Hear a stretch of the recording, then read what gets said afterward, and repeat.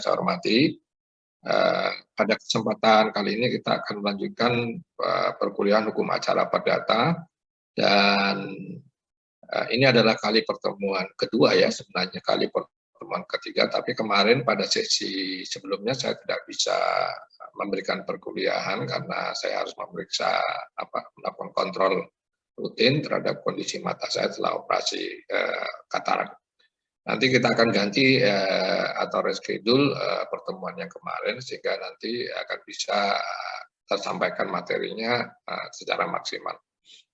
Dari sekalian yang saya hormati, materi kita pada kesempatan kali ini masih materi tentang pembuktian ya. Dan kemarin kalau tidak salah kita sudah membicarakan beberapa hal penting terkait tentang pembuktian ya. Mulai dari definisi, kemudian pengertian atau definisi secara luas maupun sempit, kemudian maksud dan tujuan serta fungsi daripada pembuktian, kemudian juga berbicara tentang hal-hal yang perlu dibuktikan dan hal-hal yang tidak perlu dibuktikan, termasuk di dalamnya kemarin kita sudah mendiskusikan tentang mekanisme untuk membuktikan ya, karena ada yang disebut dengan konsep beban pembuktian di mana nanti hakim ya menjadi semacam fasilitator di dalam pengadilan yang kemudian akan meminta para pihak untuk melakukan pembuktian ketika mereka terkena yang namanya beban pembuktian. Nah, selanjutnya saya akan melanjutkan materi, kali ini masih materi tentang pembuktian dan kita akan masuk kepada apa yang dimaksudkan dengan alat bukti dan berbagai bentuk alat bukti serta sifat kekuatan pembuktiannya. Tetapi sebelum nanti masuk lebih lanjut mengenai berbagai macam bentuk atau jenis dari alat bukti dan berbagai sifat kekuatan pembuktiannya, maka perlu terlebih dahulu kita mempelajari apa yang dimaksud dengan sifat kekuatan pembuktian dari alat bukti tersebut. Kalau kita membaca beberapa literatur yang tersedia, maka kita akan mendapatkan bahwa dikonseptualisasikan di dalam ilmu pengetahuan, khususnya terkait dengan hukum acara perdata, bahwa nanti kalau kita berbicara tentang sifat kekuatan pembuktian dalam hukum acara hukum acara perdata, maka kita akan bisa mengidentifikasi setidaknya ada beberapa jenis dari sifat kekuatan pembuktian dari alat bukti. Yang pertama, yang disebut bersifat menentukan. Bersifat menentukan. Ya. Ini adalah derajat yang paling tinggi. Kemudian di bawahnya ada kekuatan pembuktian yang lengkap atau sempurna. Kemudian yang ketiga ada kekuatan pembuktian yang kurang lengkap atau kurang sempurna. Kemudian ada yang disebut sebagai kekuatan pembuktian lemah. Yang keempat ya, dan yang terakhir adalah kekuatan pembuktian lawan ya. Inilah 5 sifat kekuatan pembuktian dari masing-masing alat bukti. Jadi nanti kalau kita belajar berbagai jenis dan macam alat bukti, kita harus bisa mengidentifikasi dari sifat kekuatan pembuktian yang melekat di dalamnya. Karena walaupun sama-sama alat bukti, tidak sama sifat kekuatan pembuktiannya. Ya. Jadi kalau saya sederhanakan sebenarnya kalau kita berbicara tentang pembuktian ini, ada beberapa kata kunci yang harus kalian pahami ya. Yang pertama kata kuncinya adalah soal kewajiban untuk membuktikan ya. Kemarin itu didasarkan kepada asas yang mengatakan siapa yang mendaku ya terhadap kejadian atau peristiwa tertentu atau hak tertentu maka dia harus membuktikan. Maka itu yang disebut kemudian timbulnya kewajiban untuk membuktikan atau kewajiban pembuktian. Nah, terkait dengan kewajiban untuk membuktikan sesuatu itu, yang perlu juga diperhatikan adalah apa yang disebut dengan beban pembuktian yang kemarin kita sudah pelajari ya mekanismenya.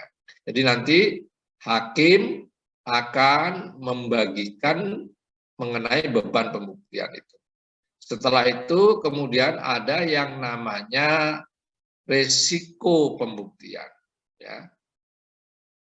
Ketika seseorang itu dibebankan atau ada pihak yang dibebankan untuk membuktikan sesuatu, ya, kemudian dia tidak bisa membuktikannya, maka dia terkena yang namanya resiko pembuktian, yaitu dia harus dikalahkan. Jadi ada istilah kewajiban untuk membuktikan, ada istilah beban pembuktian, ada istilah risiko pembuktian, dan yang terakhir ada istilah penilaian pembuktian. Jadi hakim yang kemudian menilai dari sifat kekuatan pembuktian yang melekat kepada masing-masing alat bukti itu. Perhatikan ya. Jadi ini kata kunci ya. Kalau berbicara pembuktian nanti akan ketemu dengan kewajiban untuk membuktikan, beban pembuktian yang dibebankan oleh hakim, kemudian risiko pembuktian, di mana kalau ada pihak diminta untuk melakukan pembuktian, mereka gagal untuk membuktikan sesuatu, maka mereka wajib dikalahkan.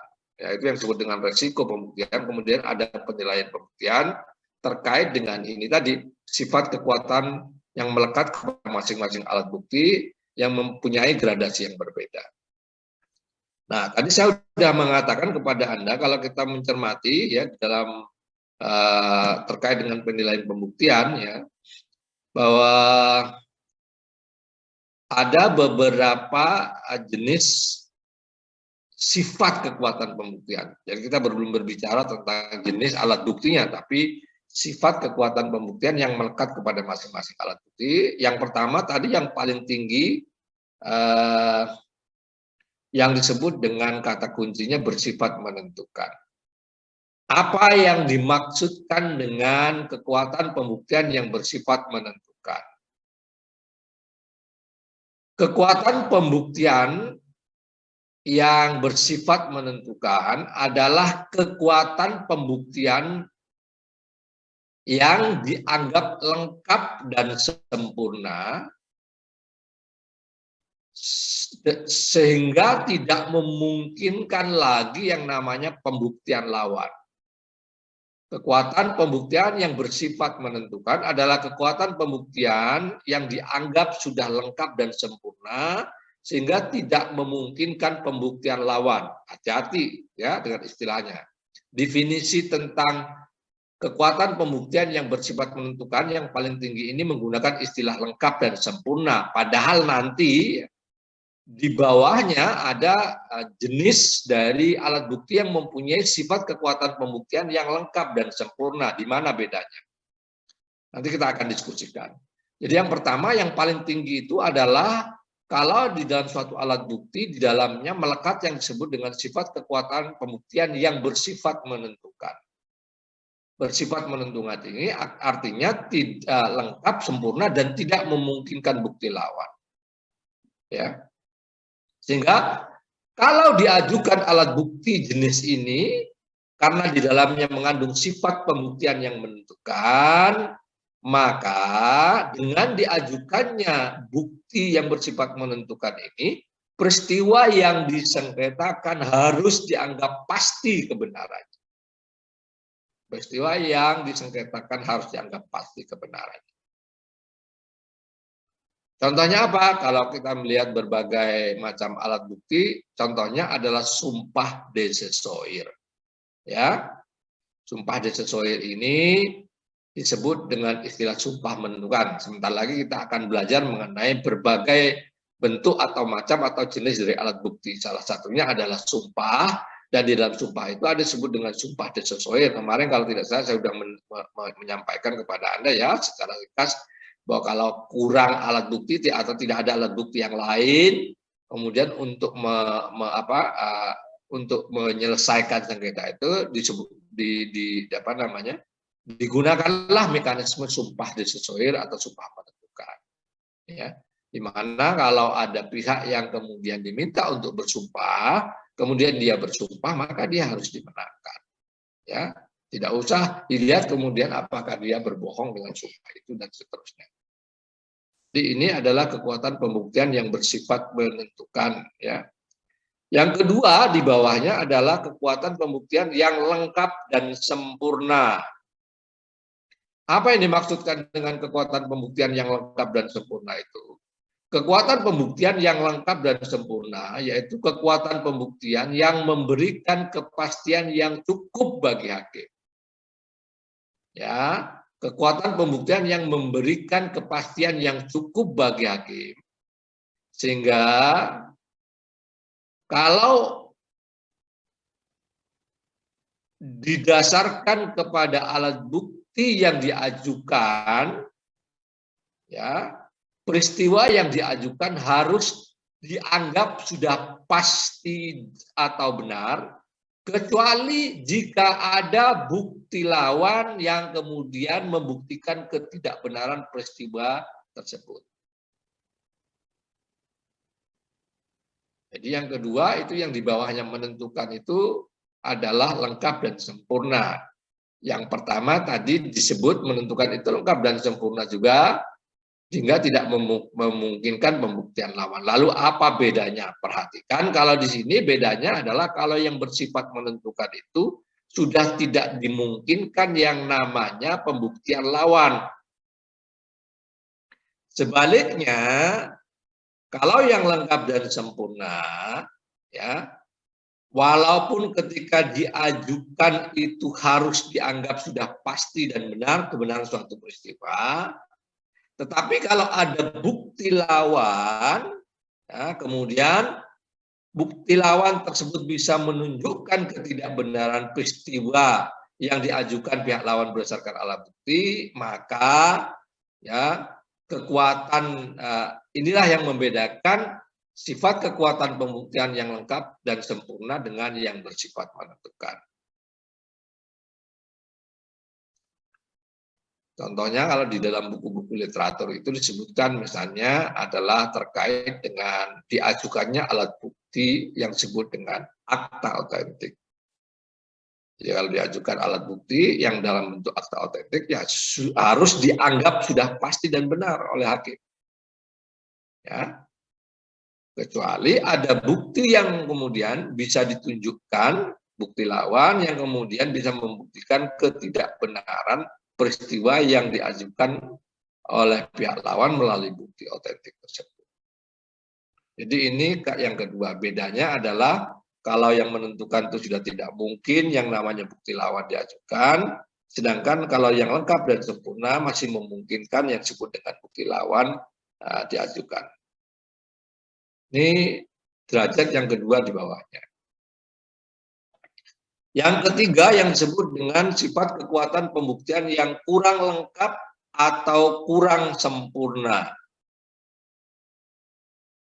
Secara definitif yang dimaksudkan dengan kekuatan pembuktian yang kurang cukup, kurang lengkap atau kurang sempurna itu adalah kekuatan pembuktian yang kurang cukup memberikan kepastian.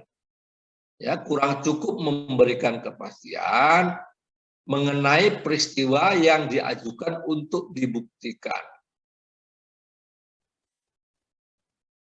Sehingga ketika alat bukti tersebut diajukan, hakim menganggap belum cukup bukti untuk memastikan kebenaran suatu peristiwa. Dan karenanya untuk melengkapinya atau menyempurnakannya menjadi sesuatu yang pasti kebenarannya, perlu yang namanya penambahan bukti, yaitu dengan memberikan pembebanan pembuktian yang lain. Jadi yang ketiga ini di bawahnya lengkap sempurna, dia kurang lengkap, kurang sempurna. Kurang lengkap, kurang sempurna itu maksudnya kurang cukup untuk memberikan kepastian mengenai kebenaran satu peristiwa. Nah, kalau mau kemudian menjadi sesuatu yang lengkap dan sempurna, maka harus ditambah dengan bukti yang lain, yang itu kemudian bisa diminta oleh hakim melalui mekanisme pembebanan bukti, seperti yang kemarin sudah kita diskusikan mengenai beban pembuktian. Contohnya misalnya, ya, kalau di dalam buku literatur itu disebutkan, ya, kalau ada salinan-salinan tertentu atau katakanlah dokumen-dokumen salinan tertentu, atau misalnya ikhtisar itu ringkasan-ringkasan dari akta ya misalnya, yang ternyata diperhatikan beberapa bagiannya itu hilang, ya. Jadi tidak lengkap karena beberapa bagiannya itu hilang, mungkin karena rusak mungkin atau sobek atau mungkin sudah tidak bisa dibaca dengan baik, ya. Sehingga kemudian tidak lengkap, ya. Karena dianggap sebagiannya hilang. Nah, kalau ada hal seperti ini, maka terhadap alat bukti seperti ini dia dianggap mempunyai sifat kekuatan pembuktian yang kurang lengkap atau kurang sempurna. Cukup dia disebut sebagai bukti permulaan saja, dan untuk membuatnya naik menjadi lengkap dan sempurna, ya diperlukan alat bukti yang lain yang perlu dibebankan oleh hakim kepada para pihak. Jadi ini yang ketiga, ya. Jadi yang pertama yang paling tinggi menentukan, kemudian yang kedua lengkap sempurna, yang ketiga kurang lengkap atau kurang sempurna. Yang keempat adalah kekuatan pembuktian yang disebut dengan kekuatan pembuktian yang bersifat lemah. Kekuatan pembuktian lemah ini adalah kekuatan pembuktian yang tidak memberikan kepastian tentang suatu peristiwa. Kalau ada alat bukti yang kemudian diajukan dan tidak memberikan kepastian tentang terang atau benarnya suatu peristiwa, maka sifat kekuatan pembuktian dari alat bukti tersebut adalah lemah. Terhadap alat bukti yang seperti ini, hakim tidak dapat memberikan akibat hukum apapun yang didasarkan kepada alat bukti yang lemah tersebut.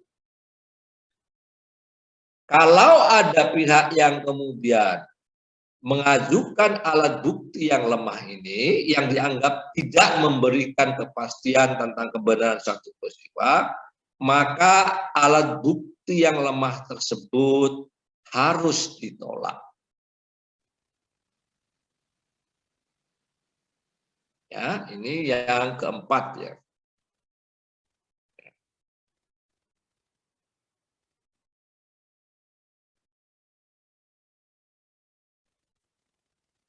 Misalnya kalau kita baca di beberapa literatur itu dicontohkan mengenai alat bukti yang mempunyai sifat kekuatan pembuktian yang lemah itu adalah kalau nanti kepada hakim diajukan alat bukti berupa saksi-saksi, tetapi saksi-saksi tersebut, ya, secara relatif sebenarnya tidak diizinkan untuk menjadi saksi, maka kalau mereka kemudian lolos diajukan untuk menjadi saksi, ya, maka kesaksian yang dikemukakan oleh para saksi tersebut tidak bisa dianggap memberikan kepastian dan kemudian harus ditolak oleh hakim.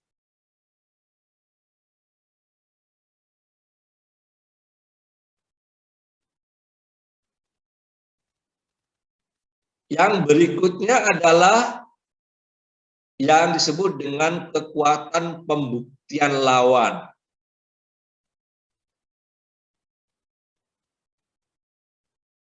Jadi ini agak berbeda dengan yang empat di atas sebelumnya, ya, yaitu sifat kekuatan pembuktian yang menentukan lengkap dan sempurna, kurang lengkap dan kurang sempurna, lemah. Kalau kekuatan pembuktian lawan ini,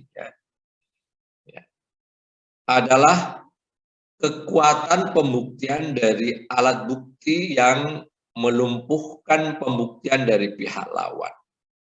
Jadi kata kuncinya dia bukan kemudian dilihat apakah dia lengkap, sempurna, menentukan ataupun lemah, tetapi dilihat dari kemampuannya sebagai alat bukti untuk melumpuhkan pembuktian dari pihak lawan. Ya. Berarti ini relevan tadi ngomongin tentang kekuatan pembuktian, sifat kekuatan pembuktian lawan ini terkait dengan kekuatan pembuktian yang lengkap dan sempurna tadi, di mana kalau secara definisi disebutkan sifat kekuatan pembuktian yang lengkap dan sempurna ini ya, walaupun kemudian harus dilihat sebagai sesuatu yang benar, itu sepanjang tidak ada yang namanya kekuatan pembuktian lawan yang bisa membuktikan ketidakbenaran suatu peristiwa yang didasarkan kepada alat bukti yang lengkap dan sempurna. Perhatikan adik-adik sekalian yang saya hormati, jadi di dalam hukum acara perdata atau peradilan perdata, sebelum nanti kita berbicara tentang berbagai jenis alat bukti, terlebih dahulu kita harus bisa mengidentifikasi bahwa jenis alat bukti tersebut tidak sama kedudukannya karena di dalamnya ada sifat kekuatan pembuktian yang berbeda-beda, mulai dari yang paling tinggi sampai kepada yang paling rendah. Ya. Menentukan sempurna, kurang lengkap, kurang sempurna, dan lemah. Ya. Termasuk juga ada yang menyebutkan mengenai kekuatan pembuktian lawan. Apa signifikansi ya, dari pengetahuan tentang sifat kekuatan pembuktian dalam hukum acara perdata, terutama karena tadi ada istilah yang saya sebutkan penilaian pembuktian, bahwa terhadap berbagai alat bukti yang nanti diajukan oleh para pihak yang wajib membuktikan sesuatu itu, yang perlu diperhatikan oleh hakim bahwa dia punya yang namanya kewenangan untuk melakukan penilaian pembuktian. Akan tetapi, ya, ketika melakukan penilaian pembuktian, ada beberapa hal yang perlu diperhatikan oleh hakim. Yang pertama, ya, kata kuncinya adalah mengikat dan bebas. Jadi pertama dalam melakukan penilaian pembuktian, hakim harus punya pengetahuan ya bahwa suatu saat dia diikat atau terikat kepada alat bukti karena ikatan tersebut ditentukan oleh undang-undang. Jadi artinya kalau undang-undang kemudian menentukan ada alat bukti yang mempunyai atau mempunyai sifat kekuatan pembuktian yang menentukan, maka hakim harus menganggapnya sebagai suatu kebenaran dan hakim menutup kemungkinan kalau kemudian ada yang disebut dengan kemungkinan terjadinya bukti lawan. Ini artinya diikat oleh undang-undang mengenai alat-alat bukti tertentu. Sebaliknya, ya, tidak semua yang namanya alat bukti itu kemudian mengikat hakim. Dalam hal-hal tertentu, ketika melakukan penilaian pembuktian, hakim bebas, ya, artinya tidak terikat untuk menilai adanya suatu alat bukti. Misalnya, ya, kesaksian, ya, ada, ya, kesaksian tertentu. Kalau tadi misalnya diberikan contoh ya, kalau misalnya kurang lengkap dan kurang sempurna berarti ya itu kemudian tidak mengikat hakim. Hakim bisa bebas menilai apakah dia akan memperlakukannya sebagai bukti permulaan terlebih dahulu yang untuk melengkapinya maka dia kemudian perlu mendatangkan atau melakukan pembebanan pembuktian dengan alat bukti yang lain. Jadi yang pertama, ya pentingnya bagi hakim terutama mengerti mengenai sifat kekuatan dari kekuatan pembuktian dari masing-masing alat bukti adalah supaya dia bisa mengidentifikasi dalam hal mana dia terikat kepada alat bukti tertentu karena sudah ditentukan demikian oleh undang-undang dan dalam hal mana yang namanya hakim itu bebas untuk menilai pembuktian.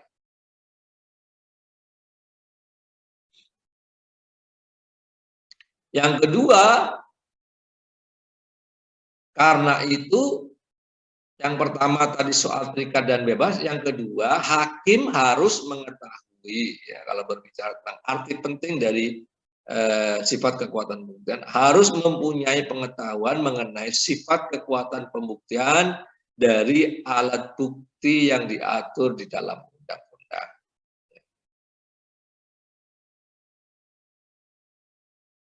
Hati-hati ya. Jadi karena ini sekali lagi adalah hukum acara perdata dan postulatnya yang paling penting salah satunya adalah mencari yang namanya kebenaran formil ya. Ya. Makanya kemarin disebutkan kalau perdata itu sifat pembuktiannya adalah bersifat positif ya. Artinya hakim dalam hal tertentu dia bisa terikat secara positif kepada peraturan tertentu. Ya. Jadi hakim dengan demikian menurut hukum positif di Indonesia terikat ya oleh alat bukti yang sah, dalam artian dia hanya boleh mendasarkan putusannya terhadap alat-alat bukti yang ditentukan oleh undang-undang. Perhatikan ya, sekali lagi nanti kita akan mendiskusikan berbagai bentuk dan jenis alat bukti. Nanti lebih jauh lagi mendiskusikan mengenai syarat formil dan syarat materialnya. Tetapi sebelum mendiskusikan itu, Anda juga diminta untuk mengetahui ya, sifat kekuatan pembuktian yang melekat pada masing-masing alat bukti tersebut. Ya. Nah, sekarang kita akan mempelajari lebih lanjut mengenai berbagai macam alat bukti.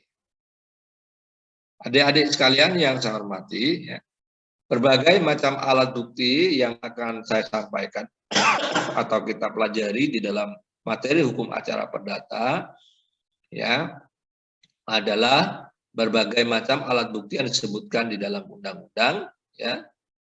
Yang itu yang pertama surat atau tulisan, kemudian yang kedua saksi ya. Kemudian yang ketiga persangkaan, kemudian yang keempat pengakuan, dan yang kelima sumpah. Ya. Jadi ada alat bukti yang disebut surat atau tulisan, kemudian yang kedua saksi, yang ketiga persangkaan, pengakuan, yang keempat dan yang kelima adalah sumpah. Nah selain tadi yang disebutkan, yang ada 5 itu, ya, juga ada yang disebut dengan alat bukti yang lain, yaitu yang disebut dengan dissenter. Ya. Dissenter itu adalah pemeriksaan setempat dan keterangan ahli atau expertise. Ya. Jadi ada dissenter, pemeriksaan setempat, itu saja. Dan keterangan ahli atau expertise.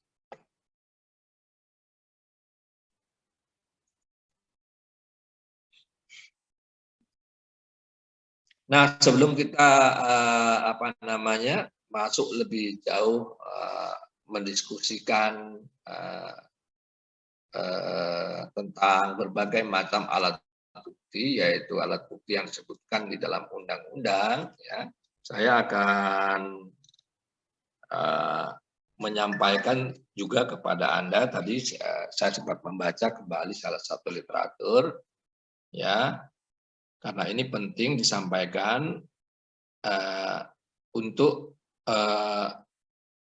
menjawab pertanyaan bahwa kalau ada berbagai macam alat bukti yang disebutkan di dalam undang-undang, kemudian masing-masing mempunyai yang namanya sifat kekuatan pembuktian, di luar itu, ya, apakah kemudian kita bisa menyimpulkan bahwa terkait dengan hukum pembuktian di Indonesia, apakah Indonesia itu menganut sistem pembuktian yang tertutup atau terbuka?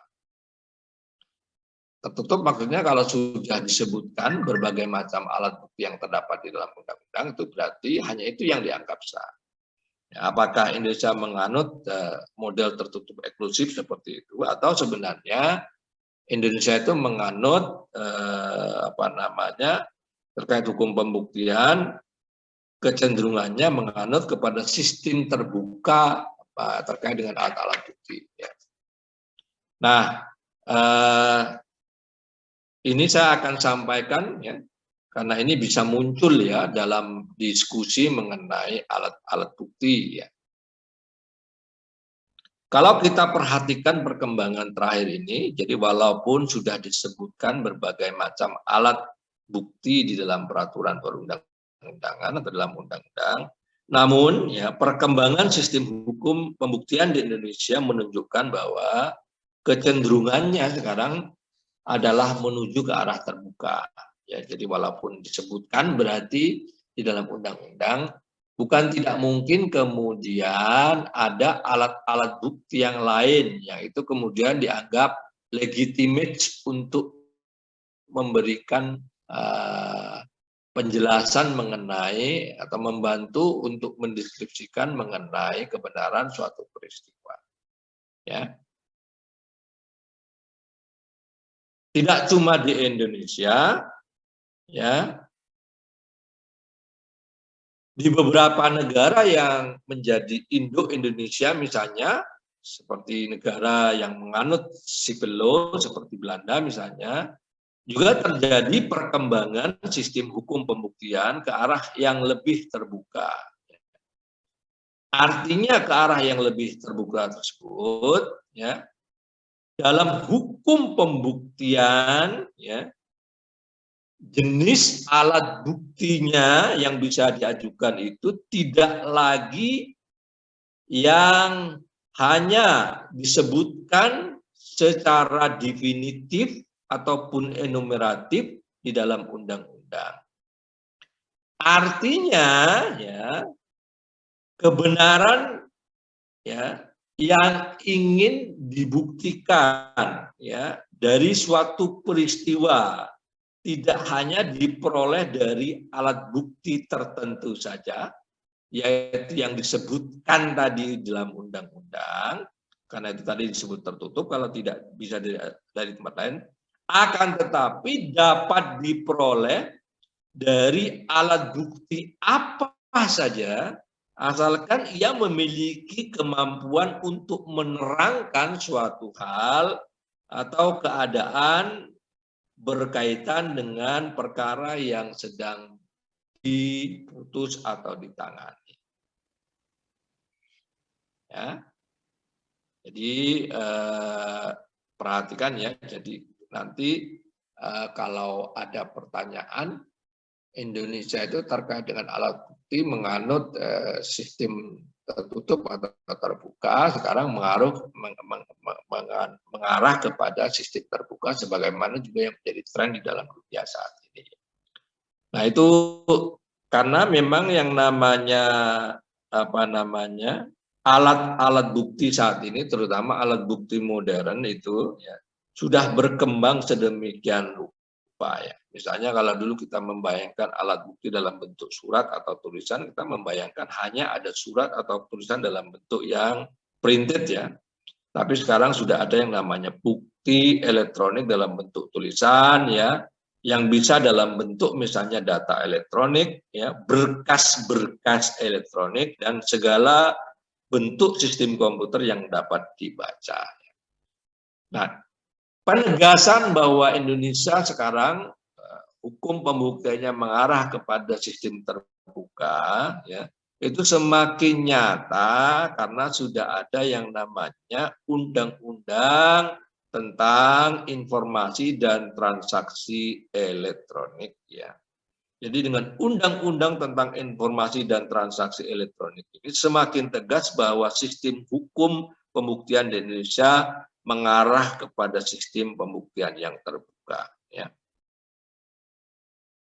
Jadi dengan adanya undang-undang ya tentang informasi dan transaksi elektronik ini, maka diakui ya keberadaan data dan informasi elektronik sebagai alat bukti yang sah secara hukum. Ya. Hakim dalam hal ini juga mempunyai kebebasan ya untuk menilai apakah setiap alat bukti yang diajukan oleh para pihak tidak terkecuali alat bukti berupa data ataupun informasi elektronik tersebut bisa semakin mengungkap kebenaran suatu peristiwa. Jadi ini saya sampaikan terlebih dahulu. Jadi sebelum masuk kepada berbagai macam alat bukti, ya nanti akan ada sebagai prolognya diskusi terlebih dahulu mengenai pertanyaan apakah sistem hukum pembuktian di Indonesia itu menganut tertutup ataupun terbuka. Nah, adik-adik sekalian yang saya hormati, sekarang kita akan masuk ke materi tentang berbagai macam alat bukti tadi yang saya sebutkan, ya, ada 5: surat atau tulisan, saksi, persangkaan, pengakuan, dan sumpah. Kemudian ditambah lagi dengan alat bukti pemeriksaan setempat, disente, dan keterangan ahli. Ini yang akan kita diskusikan selanjutnya. Tetapi sebelum lebih lanjut mendiskusikan mengenai berbagai macam alat bukti dan syarat-syarat formil serta materialnya, ya, terlebih dahulu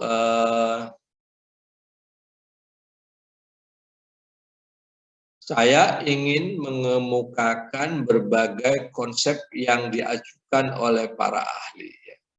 Jadi walaupun tadi disebutkan ada 7, ya, itu ya, ada yang mencoba membuat klasifikasi terhadap berbagai jenis alat bukti tersebut. Misalnya klasifikasi yang dikemukakan oleh J.W. Paton. Ya, saya tulis.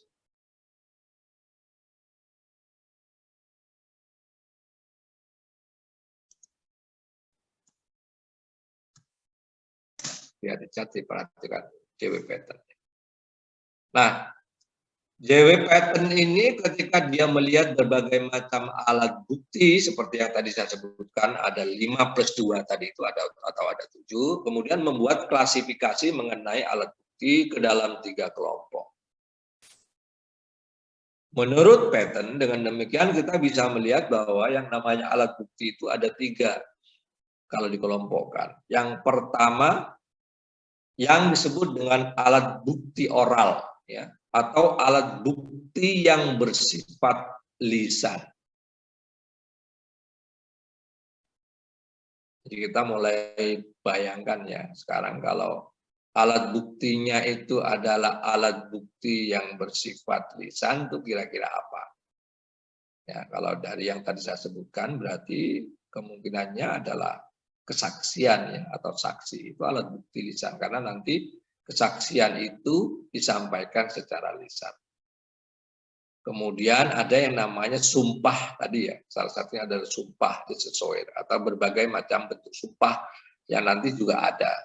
Maka kalau itu sumpah berarti dia adalah alat bukti yang bersifat lisan.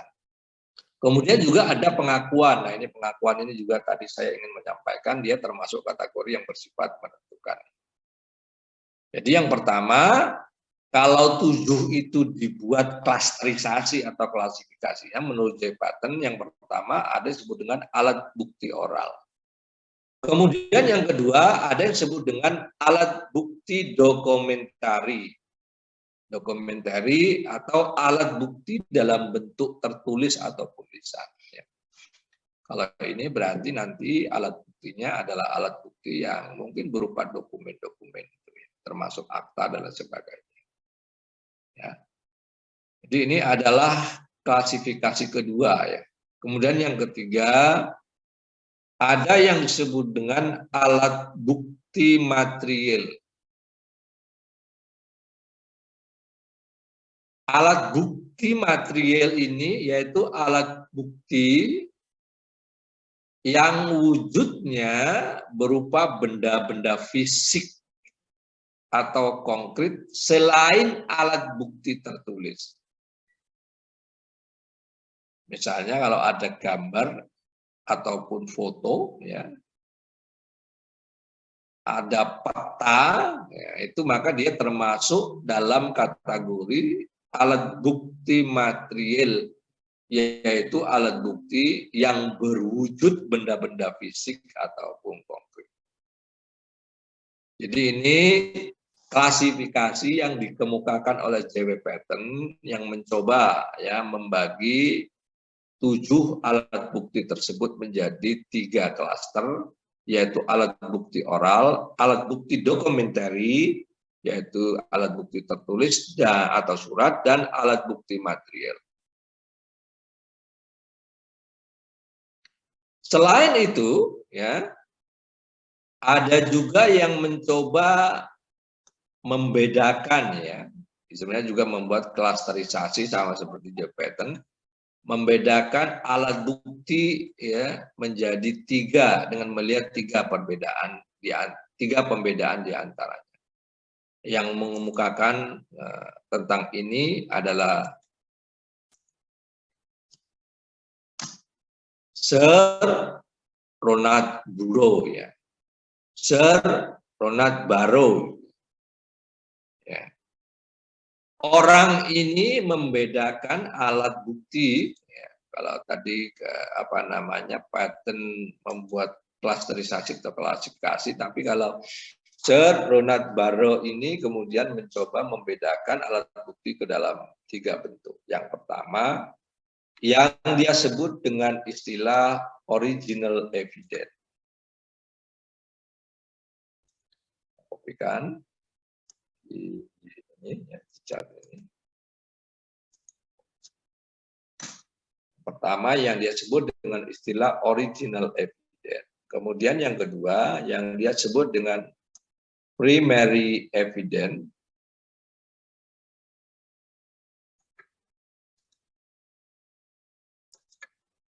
Ya, primary evidence. Dan yang ketiga yang dia sebut dengan istilah direct evidence.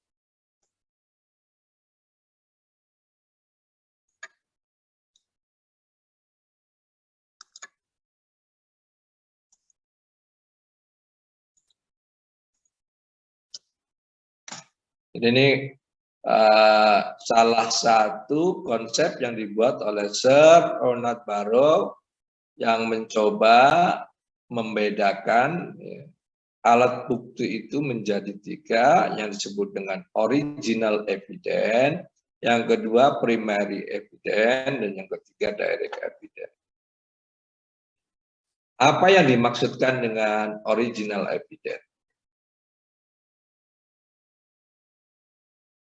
Yaitu kesaksian yang diberikan langsung di persidangan.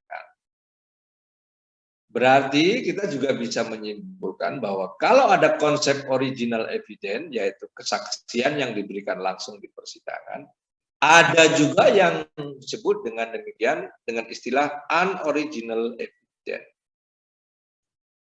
Unoriginal evidence. Ya, perhatikan di chat itu.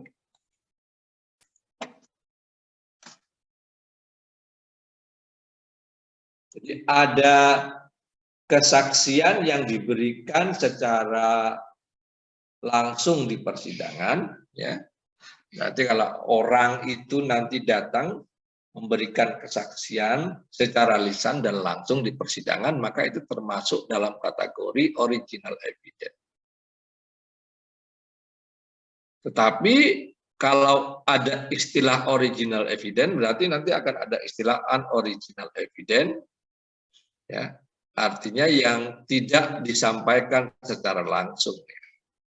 Bisa nggak terjadi kayak gitu? Bisa aja. Misalnya, ya, orang itu sebenarnya bisa memberikan kesaksian secara lisan dan langsung di persidangan. Tetapi misalnya karena kondisinya tidak memungkinkan, misalnya karena dia sakit atau karena ada kendala-kendala yang tidak memungkinkan dia menyampaikan secara lisan dan langsung di persidangan, kemudian kesaksiannya itu dibuat dalam bentuk tulisan. Perhatikan, ya. Dibuat dalam bentuk tulisan yang kemudian disampaikan di pengadilan oleh pihak-pihak yang berkepentingan. Nah, ini termasuk unoriginal evidence. Nah, kalau dia sudah dilakukan, ya, dalam bentuk secara tertulis, maka berarti nanti, ya, kalau di dalam hukum acara perdata di Indonesia, dia nilainya bukan lagi merupakan kesaksian, tetapi kemudian berubah menjadi alat bukti tertulis, ya, di samping alat bukti tertulis lainnya. Ini yang pertama yang disebut dengan original evidence, yang kebalikannya adalah istilahnya unoriginal evidence. Yang kedua, ya, yang disebut dengan primary evidence, alat bukti primer. Ya, kalau primer ini artinya dia adalah alat bukti yang diutamakan. Kalau ada konsep primary evidence, berarti ada istilah secondary evidence, alat bukti yang sekunder. Jadi ada alat bukti yang primer, berarti ada juga alat bukti yang sekunder.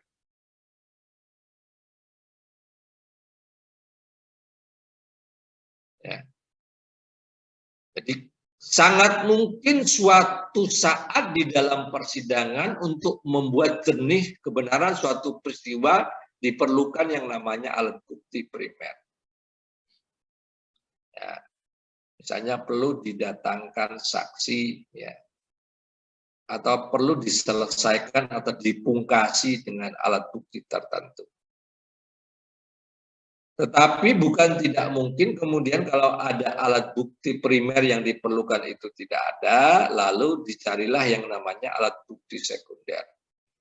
Alat bukti sekunder atau secondary evidence ini alat bukti yang diperlukan apabila alat bukti primer tidak ada. Saya tadi sudah memberikan contoh sumpah desoir misalnya, ya. Karena para pihak tidak punya yang namanya bukti-bukti untuk membuktikan, lalu kemudian bisa ditempuh untuk menggunakan secondary evidence, alat bukti sekunder, yaitu dengan sumpah desoir. Tapi walaupun sumpah desoir itu merupakan secondary evidence, tidak main-main konsekuensinya karena dia mempunyai yang namanya sifat kekuatan pembuktian yang menentukan. Yang berikutnya yang disebut dengan direct evidence. Direct evidence adalah semua alat bukti yang secara langsung dapat membuktikan adanya peristiwa yang ingin dibuktikan. Semua alat bukti yang secara langsung dapat membuktikan adanya suatu peristiwa yang ingin dibuktikan. Jadi dengan sendirinya dia bisa membuktikan sesuatu tanpa berdasarkan penyimpulan tertentu.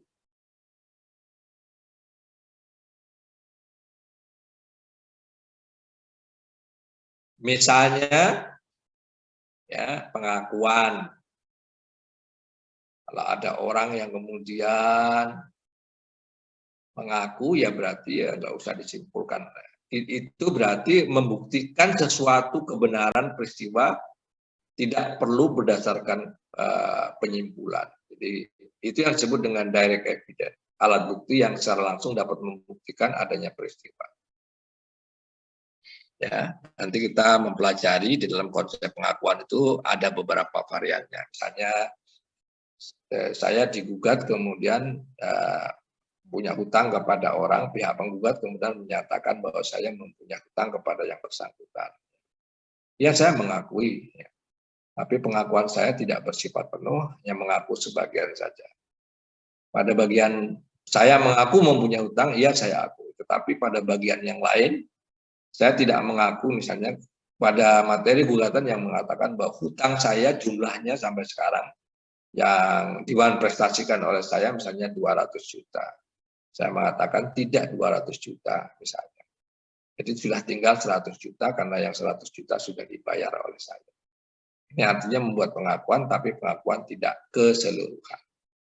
Tapi sekali lagi pengakuan ini termasuk dalam kategori direct evidence.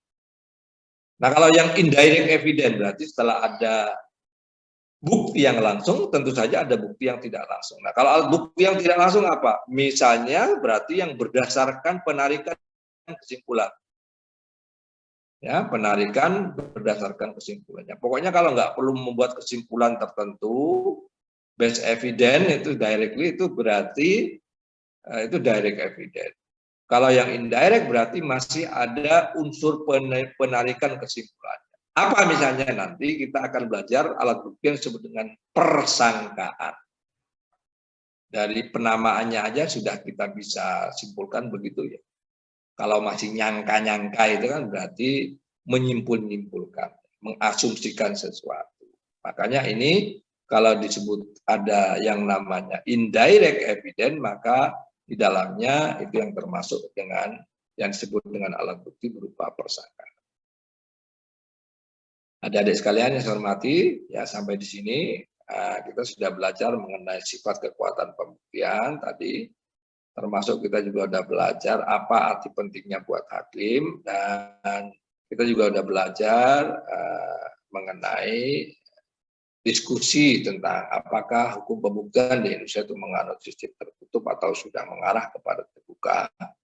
Kemudian sebelum kita belajar lebih lanjut mengenai berbagai macam alat bukti, kita juga memperhatikan konsep-konsep yang dikemukakan oleh ahli hukum ya, yang membuat klasifikasi ataupun perbedaan tertentu dari 7 macam alat bukti tersebut. Saya mengutip ada 2, yaitu yang dikemukakan oleh J.W. Patten dan yang dikemukakan oleh Sir Ronald Barrows. Sampai di sini ada pertanyaan?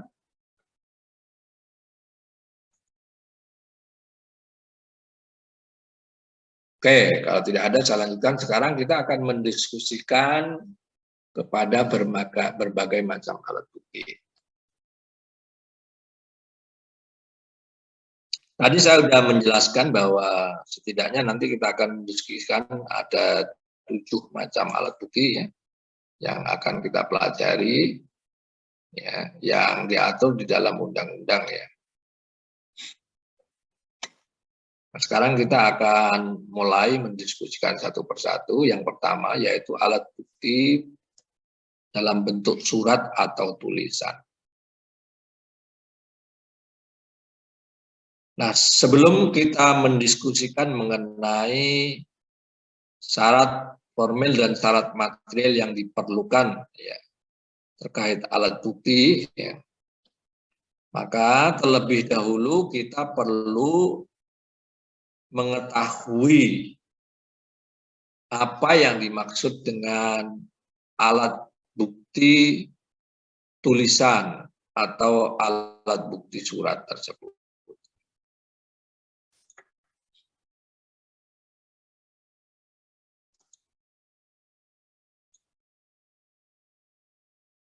Kalau kita simak misalnya salah satu atau ada beberapa buku ya, yang mendefinisikan, misalnya kalau Anda baca bukunya Pak Dito itu, ya di sana dijelaskan bahwa alat bukti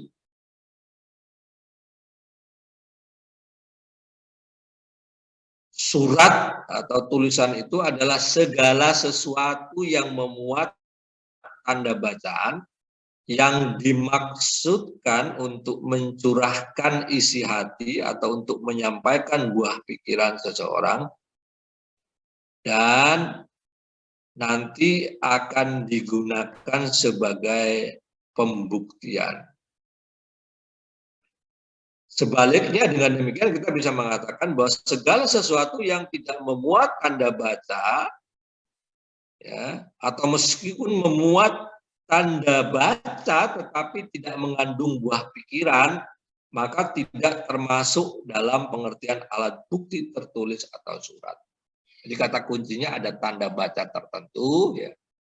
Kemudian tanda baca tersebut itu disusun sedemikian rupa, kemudian setelah tersusun sedemikian rupa dalam bentuk kalimat, dia ternyata merupakan pernyataan kehendak. Kalau istilahnya Pak Diko tadi adalah mencurahkan isi hati, yang menyampaikan buah pikiran tertentu. Ya, ditulis pada bahan tulisan dan kemudian secara formil biasanya ditandatangani pihak yang membuat dan diberi tanggal untuk kepentingan pembuktian. Jadi kalau walaupun ada tanda baca tertentu, ya, tetapi juga ada kalimat-kalimat yang tersusun tetapi kemudian tidak berbunyi sebagai pernyataan kehendak, maka dia tidak bisa dijadikan sebagai alat bukti tulisan.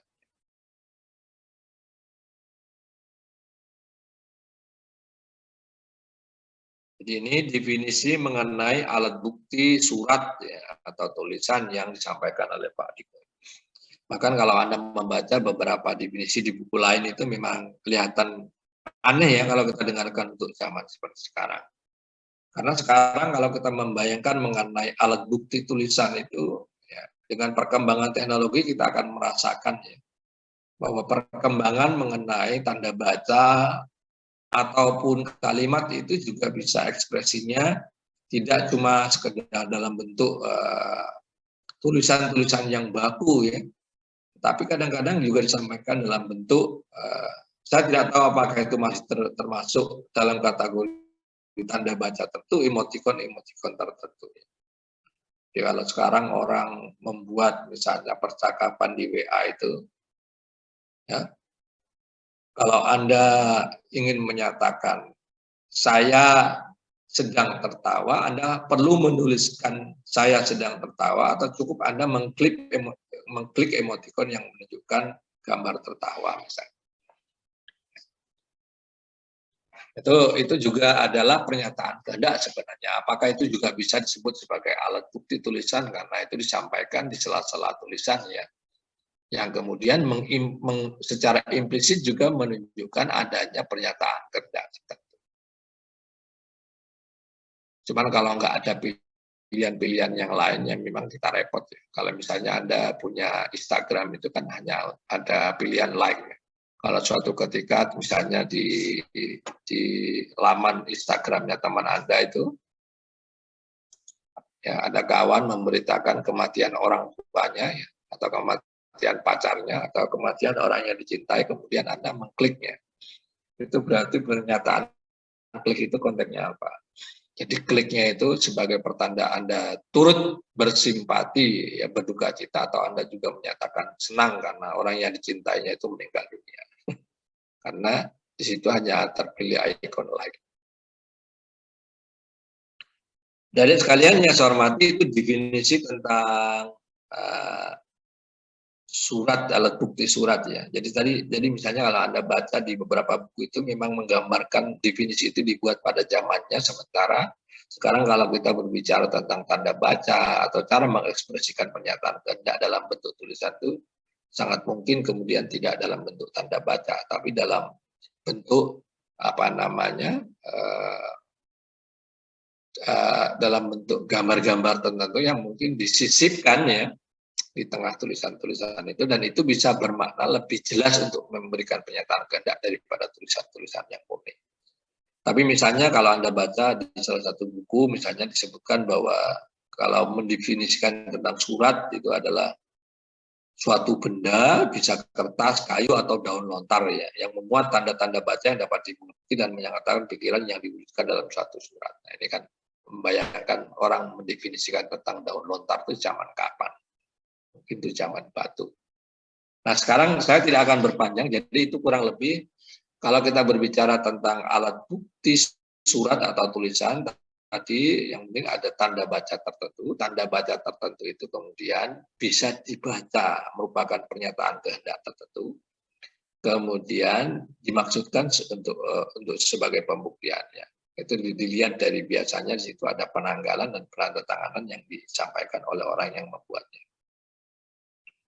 Nah, surat sebagai alat bukti tertulis itu dibedakan menjadi 3.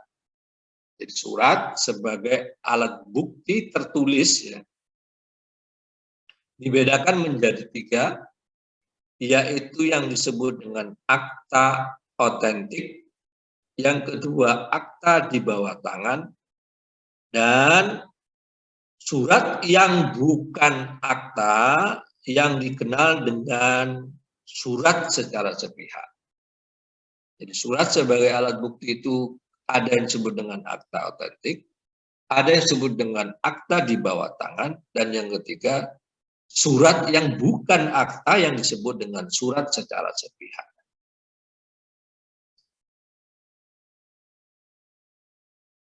Sekarang apa yang dimaksudkan dengan akta otentik?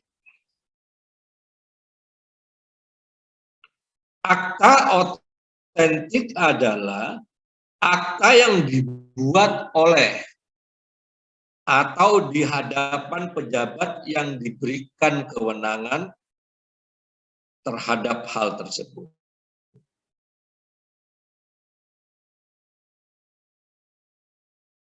Dan akta ini merupakan bukti yang lengkap terhadap para pihak dan para ahli warisnya, serta mereka yang mendapatkan hak daripada akta tersebut.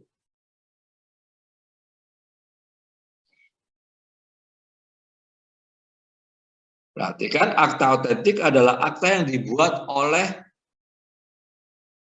atau di hadapan pejabat yang diberi kewenangan terhadap hal tersebut atau untuk itu, yang merupakan bukti yang lengkap bagi para pihak, ahli warisnya atau orang-orang yang mendapatkan hak dari keberadaan akta tersebut.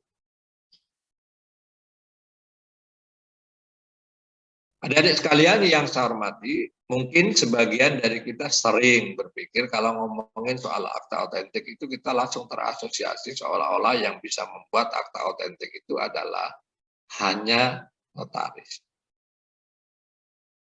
Tadi disebutkan bahwa yang namanya akta otentik itu adalah dibuat oleh pejabat yang mempunyai kewenangan.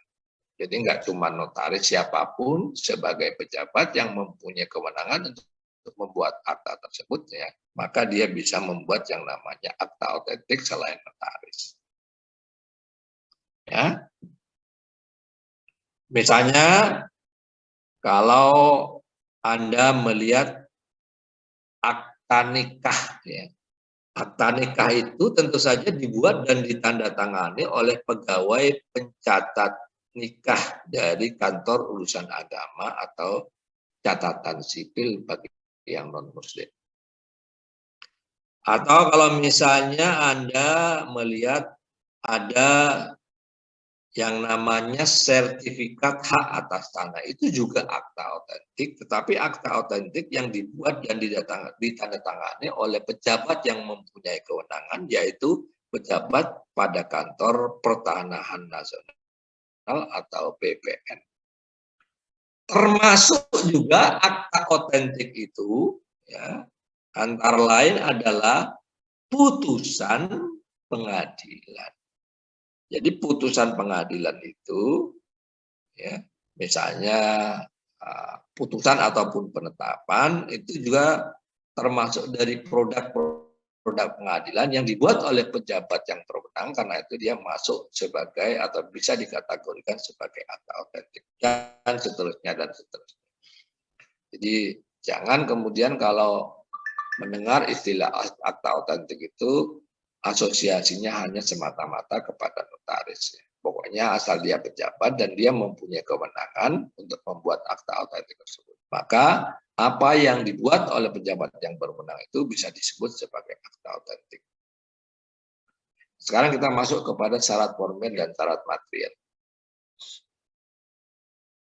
Jadi perhatikan ya, keperluannya mempelajari soal syarat formil, syarat material ya. Jadi nanti pertama yang namanya alat bukti itu, ya, untuk bisa diajukan sebagai alat bukti di pengadilan dia harus sah dulu. Ya, sah dalam artian dia termasuk yang diakomodir dan ditentukan di dalam undang-undang. Ya, termasuk sifat kekuatan pembuktian yang ada pada dirinya. Setelah itu, ya, dia juga harus memenuhi formalitas-formalitas tertentu untuk kemudian bisa dianggap valid sebagai alat bukti yang dikemukakan di pengadilan. Termasuk juga materinya atau substansinya juga harus diperhatikan. Jangan sampai kemudian walaupun secara formil misalnya sudah memenuhi, tapi karena substansinya tidak memenuhi, dia dianggap tidak menjadi alat bukti yang valid untuk dipresentasikan di pengadilan. Nah, karena itu perlu kita sekarang belajar mengenai syarat-syarat formil ataupun syarat material dari suatu alat bukti bukti. Nah, yang kita pelajari sekarang yang pertama adalah syarat formel dari akta otentik.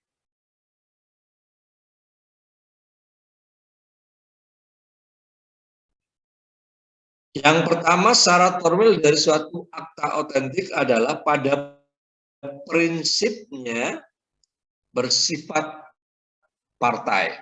Partai itu maksudnya ada pihak-pihaknya. Kemudian yang kedua, di istilah partai itu maksudnya adalah karena dibuat atas kehendak dan kesepakatan dari sekurang-kurangnya dua pihak. Jadi ada pihak-pihak yang bersifat lebih dari satu atau partai. Biasanya akta otentik ini ada dan diperlukan karena ada hubungan hukum tertentu seperti hubungan hukum perjanjian. Tapi tadi disebutkan syarat formilnya adalah pada prinsipnya bersifat partai, artinya ada multi pihaknya, ada dua pihak minimal. Kalau disebut pada prinsipnya, pertanyaannya, apakah ada yang disebut dengan akta otentik yang tidak bersifat partai? Ada. Ya, ada jenis akta otentik yang tidak bersifat partai, yaitu akta yang dikeluarkan oleh pejabat yang mempunyai kewenangan yang didasarkan kepada peraturan perundang-undangan. Jadi lihat dari prosesnya ya. Jadi kalau tadi akta otentik itu pada prinsipnya bersifat partai karena dia dibayangkan ada pihak-pihak yang kemudian bersepakat untuk membuat hubungan hukum tertentu yang kemudian ya dia menghadap kepada pejabat pembuat akta itu, kemudian pejabat pembuat akta tersebut menerbitkan yang namanya akta otentik. Tetapi juga bisa tanpa seperti itu ya, disebut dengan tidak bersifat partai karena pejabat yang mempunyai kewenangan mengeluarkan akta otentik tersebut. Ya, tadi sudah saya berikan contohnya beberapa. Ya. Kalau ada akta pernikahan misalnya, atau misalnya ada dokumen yang dikeluarkan oleh seorang pejabat yang berwenang terkait dengan izin usaha dan seterusnya dan seterusnya. Jadi ini contoh dari akta otentik yang tidak bersifat partai. Jadi yang pertama syarat formilnya prinsipnya bersifat partai. Kemudian yang kedua dibuat oleh atau di hadapan seorang pejabat yang mempunyai kewenangan. Ini kalau syarat formil yang kedua ini sekali lagi menunjukkan bahwa akta itu bisa partai dan bisa non partai ya. Dibuat oleh berarti pejabat yang berwenang yang membuat. Di hadapan seorang pejabat berarti datang para pihak menghadap kepada pejabat yang kemudian punya kewenangan untuk menerbitkan akta otentik. Ketika para pihak ini mempunyai hubungan hukum tertentu, misalnya perjanjian, kemudian dia perlu untuk mengakta otentikkan di hadapan pejabat yang mempunyai kewenangan. Itu syarat formil yang kedua. Yang ketiga, memuat tanggal, hari, dan tahun pembuatan. Yang keempat, ditandatangani oleh pejabat yang membuat. Inilah syarat-syarat formil yang diperlukan oleh suatu akta untuk bisa disebut sebagai akta otentik yang bisa diajukan di pengadilan sehingga nanti dia mempunyai yang namanya sifat kekuatan pembuktian yang lengkap dan sempurna. Ingat, hati-hati, kalau lengkap dan sempurna itu masih memungkinkan pembuktian lawan. Selain ada syarat formil, tentu saja ada yang disebut dengan syarat material dari akta otentik. Apa syarat material dari suatu akta otentik? Syarat material dari suatu akta otentik yang pertama adalah muatannya atau kontennya adalah berisi hal-hal yang berhubungan langsung dengan apa yang sedang disengketakan di pengadilan. Jadi ini kalau istilah saya itu, isinya itu relevan. Ya, relevan atau berkaitan langsung dengan hal-hal yang sedang disengketakan di pengadilan. Jadi kalaupun mengajukan akta otentik itu lihat juga substansinya, apakah isi dari akta tersebut ada kaitannya atau relevan dengan soal yang disengketakan di pengadilan.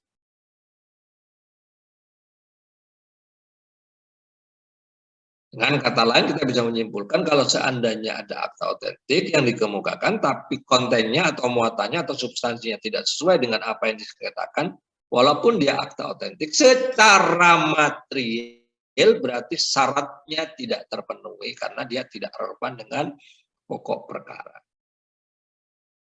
Kemudian syarat yang kedua, syarat material dari suatu akta otentik adalah tidak bertentangan dengan hukum, kesusilaan, dan ketertiban umum.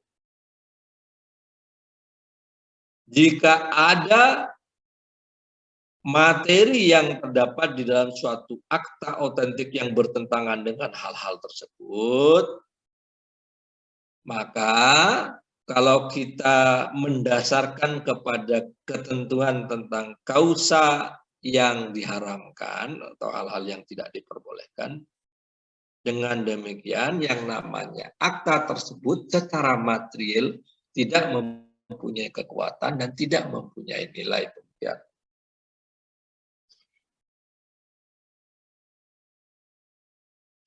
Yang ketiga, syarat material dari akta otentik adalah pembuatannya sengaja dipergunakan sebagai alat bukti. Jadi by intention memang yang namanya akta otentik ini memang disiapkan sebagai alat bukti.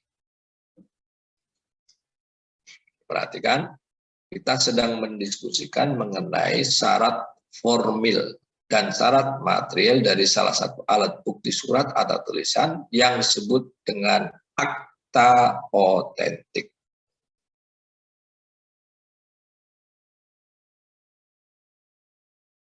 Tadi di penjelasan mengenai sifat kekuatan pembuktian, saya sudah menyampaikan bahwa akta otentik sekali lagi punya yang namanya sifat kekuatan pembuktian yang lengkap dan sempurna. Namun demikian, ya, terkait dengan akta otentik ini kemudian ilmu pengetahuan mengembangkan ada 3 macam kekuatan pembuktian. Jadi ada 3 macam kekuatan pembuktian yang melekat di dalam akta otentik. Yang pertama yang disebut dengan pembuktian formal.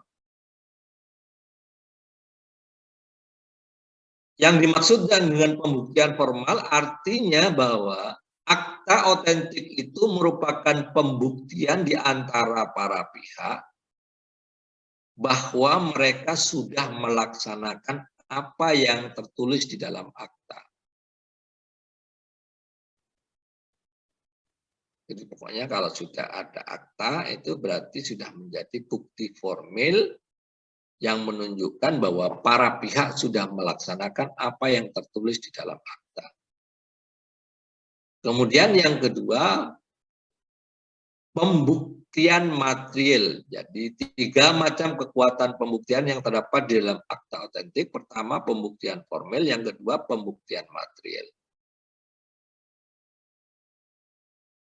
Yang dimaksudkan dengan pembuktian material bahwa dengan akta tersebut maka itu merupakan pembuktian di antara para pihak bahwa peristiwa yang tertulis di dalam akta tersebut telah terjadi.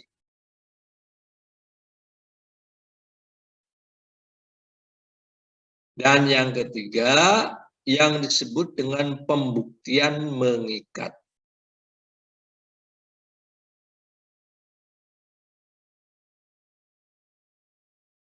Yaitu pembuktian di antara para pihak bahwa pada tanggal dan waktu, ya, sebagaimana yang tercantum di dalam akta tersebut, telah menghadap kepada pejabat yang berwenang dan menerangkan apa yang telah ditulis di dalam akta tersebut. Perhatikan, jika nanti ada pertanyaan, ya, tidak semata-mata diminta untuk menjelaskan mengenai sifat kekuatan pembuktian yang terkait dengan disebut dengan lengkap dan sempurna dalam proses pembuktian, tetapi diminta untuk menjelaskan 3 macam kekuatan pembuktian yang terdapat di dalam akta otentik, maka Anda menjawab ada kekuatan pembuktian formil, ada kekuatan pembuktian material, dan ada kekuatan pembuktian yang mengikat. Jadi kalau sudah komplit seperti ini, wajar kalau seandainya akta otentik itu kemudian disebut sebagai alat bukti yang mempunyai kekuatan pembuktian yang lengkap dan sempurna. Ya. Artinya cukup dengan diajukan akta otentik, maka hakim wajib mempercayai kebenaran yang ditulis di dalam akta tersebut sepanjang tidak ada bukti sebaliknya yang kemudian membuktikan ketidakbenarannya. Jadi begitu dia diajukan, hakim juga harus terikat ya, sepanjang tidak ada bukti lawan. Makanya di sini sekali lagi kelengkapan dan kesempurnaannya itu karena dia punya dimensi formil, punya dimensi material, dan punya dimensi mengikat kepada para pihak.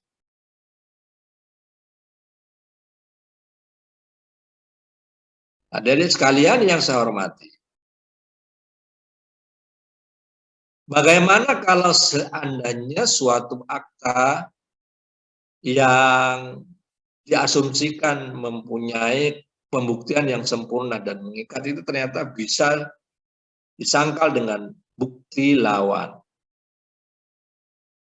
Misalnya, ya ada akta yang lain yang bisa membantah dari akta tersebut sehingga kemudian diragukan kebenarannya atau bisa dibuktikan ketidakbenarannya.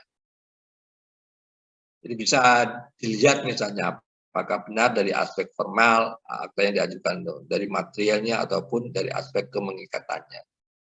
Nah, kalau seandainya kemudian bisa ya akta tersebut dibuktikan oleh bukti lawan mengenai ketidakbenarannya, maka kekuatan pembuktian yang bersifat lengkap dan sempurna itu menjadi turun. Ya, turun sehingga kemudian dia bisa dianggap sebagai bukti permulaan saja. Jadi dari lengkap dan sempurna yang mengharuskan hakim untuk mempercayai karena kemudian bisa dibuktikan dengan bukti lawan mengenai ketidakbenarannya, maka dia turun derajatnya menjadi alat bukti permulaan saja. Nah, kalau dia turun menjadi alat bukti permulaan, maka dia harus dikuatkan lagi dengan alat bukti tambahan. Ya. Oke. Ini terkait dengan akta otentik. Yang berikutnya adalah alat bukti tulisan atau surat dalam bentuk akta. Yang kedua yaitu akta di bawah tangan. Apa yang dimaksudkan dengan akta di bawah tangan? Akta di bawah tangan adalah surat-surat, ya, daftar, register, atau dokumen-dokumen lah, ya, surat-surat atau dokumen-dokumen, ya, entah itu berupa pendaftaran tertentu, register tertentu, catatan tertentu, ataupun surat-surat tertentu atau dokumen tertentu yang dibuat tanpa bantuan dari pejabat yang berwenang. Kalau kita menyimak definisi tentang akta di bawah tangan ini, maka secara implisit kita juga bisa menarik kesimpulan bahwa kalau dibandingkan dengan akta otentik, salah satu, ya, pembeda yang prinsip antara akta otentik dengan akta di bawah tangan adalah soal pelibatan atau tidak terlibatnya pejabat yang berwenang dalam proses pembuatan akta tersebut. Dalam artian kalau akta otentik itu dibuat oleh atau di hadapan pejabat yang berwenang, maka akta di bawah tangan, ya, cara pembuatannya tidak dilakukan oleh dan atau di hadapan pejabat yang berwenang, tapi cukup oleh pihak-pihak yang berkepentingan saja. Jadi sekali lagi, tidak usah terlalu pusing dengan akta otentik dan akta di bawah tangan, karena kalau dilihat dari definisinya kita bisa menyimpulkan bahwa pembeda utamanya atau yang prinsip adalah soal pelibatan atau tidak dilibatkannya pejabat yang berwenang. Kalau itu dibuat oleh para pihak saja tanpa melibatkan pejabat yang berwenang, itu berarti akta di bawah tangan. Tapi kalau menyeret-nyeret atau melibatkan pejabat yang berwenang, berarti itu akta otentik dalam proses pembuatan. Nah, sebagaimana juga tadi akta otentik, akta di bawah tangan juga memerlukan yang namanya syarat formil dan syarat material. Yang pertama, untuk syarat formil dari suatu akta otentik, bahwa yang namanya akta di bawah tangan, bahwa yang namanya akta di bawah tangan itu bersifat partai. Jadi ada pihak-pihaknya, ada dua pihak minimal. Yaitu karena di dalamnya dia akan memuat mengenai kesepakatan di antara pihak-pihak atau kedua belah pihak. Syarat formil yang kedua dari akta di bawah tangan adalah pembuatannya tidak di hadapan pejabat yang berwenang. Jadi tidak ada pelibatan atau tidak ada unsur campur tangan dari pejabat dalam proses pembuatannya. Yang ketiga, syarat formilnya harus bermatre. Ya. Kenapa ketentuan ini ada? Antara lain karena ada putusan Mahkamah Agung yang pernah menetapkan atau memutuskan bahwa akta di bawah tangan yang tidak bermatre tidak merupakan alat bukti yang sah. Dan yang terakhir, syarat formil dari akta di bawah tangan itu adalah ditandatangani oleh kedua belah pihak. Selain akta di bawah tangan mempunyai syarat formil, sama seperti akta otentik, dia juga mempunyai yang namanya syarat material. Syarat materialnya kurang lebih sama dengan akta otentik, ya. Yaitu yang pertama, kalau terkait dengan isinya, dilihat seberapa relevan atau seberapa terkait dengan apa yang sedang menjadi pokok perkara di pengadilan. Jadi relevan atau tidak materinya atau kontennya dengan apa yang sedang menjadi pokok sengketa. Ya. Itu syarat material yang pertama. Kemudian yang kedua, sama ya tadi dengan akta otentik, tidak bertentangan dengan hukum, ya, kesusilaan dan ketertiban umum, dan Sama juga dengan syarat material dari akta otentik, memang dia by design ya, disengaja ya, by intention ya, disengaja memang dibuat sebagai alat bukti.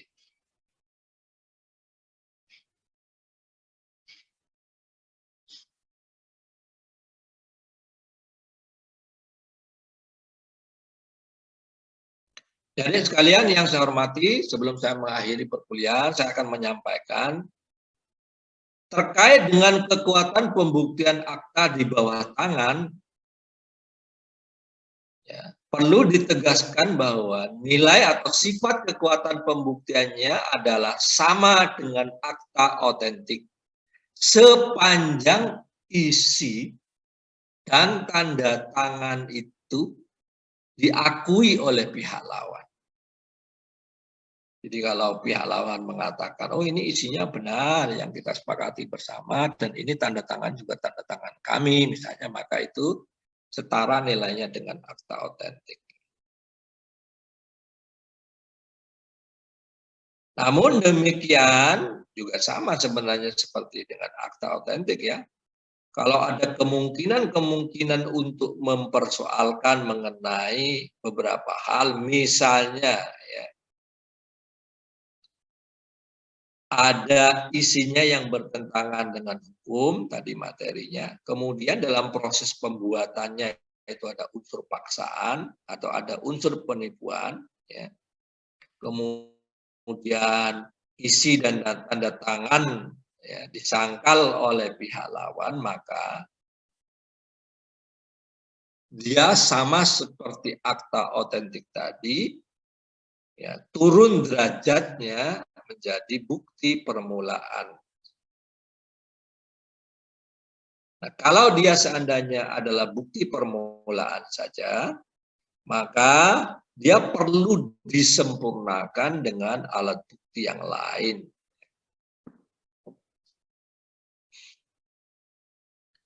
Ini adalah akta di bawah tangan. Saya kira untuk saat ini saya cukupkan dulu perkuliahannya karena saya mau persiapan mau sidang ke Subang. Jadi sampai saat ini kita sudah belajar mengenai bentuk dan macam alat bukti, sudah masuk kepada alat bukti tulisan atau surat yang terdiri dari akta otentik, akta di bawah tangan, dan akta sepihak. Besok kita akan melanjutkan mulai dari akta sepihak.